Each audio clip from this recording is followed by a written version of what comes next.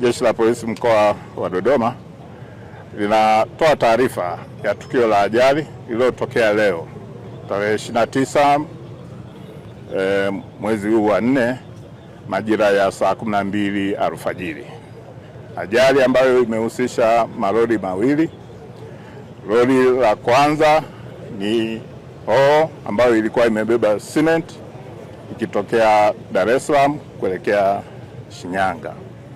Lakini lori la pili ni lile ambalo liko nyuma yangu hapa, lenyewe lilikuwa kuelekea Nane likiwa na mchanga.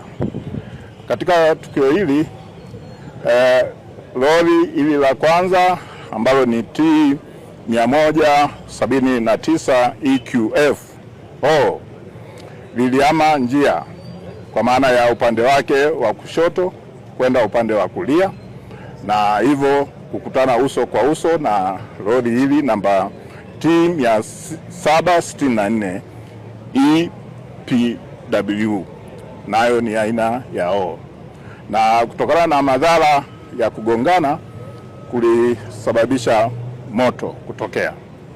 Moto huo uliwaka kwenye cabin za magari yote mawili, na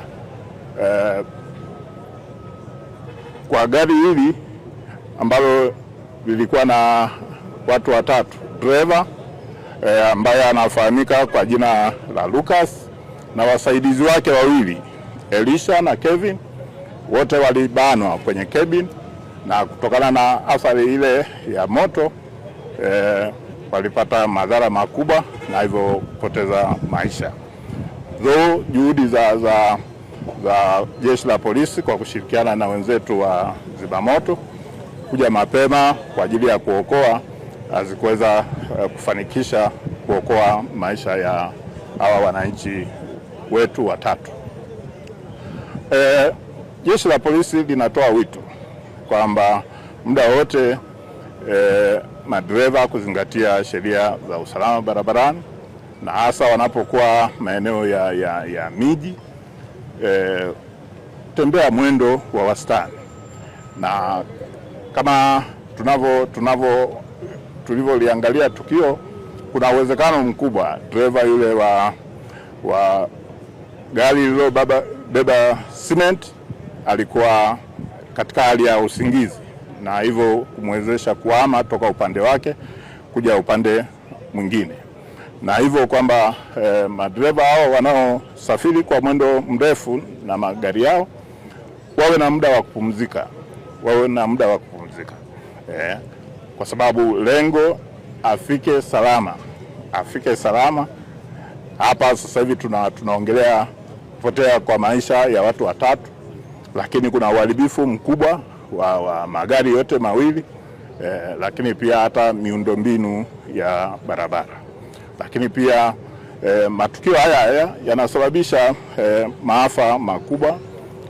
Yawezekana leo tumeongelea kugongwa kwa lori la mchanga. Yawezekana tukio kama hili lingehusisha magari yanayobeba abiria na athari ingekuwa kubwa zaidi. Kwa hiyo tutoe wito kwa madereva kuzingatia sheria za usalama barabarani na kuwa makini wanapokuwa barabarani.